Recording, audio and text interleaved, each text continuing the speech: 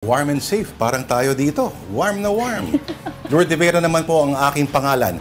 Hindi kasama sa 18 wanted ng pamahalaan.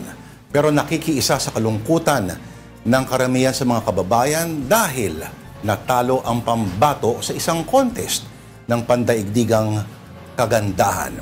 Presenting ang programa na 10 feet and 8 inches ang combined na height. Ito na po ang Afternoon Delight. Ako naman po si Lourdes Vera, mga mari at pare. Malaya pa rin, gaya ni Attorney Roque. At fake news daw na naaresto siya, yan ang sabi. Pero di pinalipad for health reasons na eme.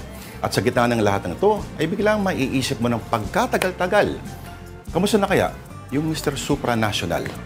Kaya dito ka na lang sa programang lilipad sa kahit anong flight. Ito na po ang Afternoon Delight. Hello Denise Tan, Lourdes Vera naman ang aking pangalan.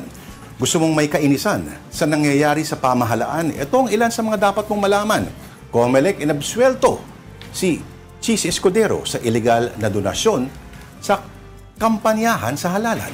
ICI, kanina, executive session na naman sa dalawa pa ring congressman. Nako, sa ikagagalit ng bayan, lokohan ang kailangan.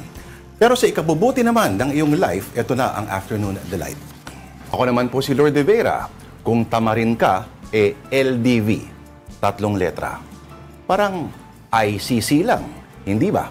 Kung sa kasabwat ng tiwaling kontratista naman, ICC, ibig sabihin ikaw korap na kongresista. Mamayang 5:30 naman, malalaman ko may matandang bibigyan ng panandaliang kalayaan. Sa linggo naman, muling panawagan.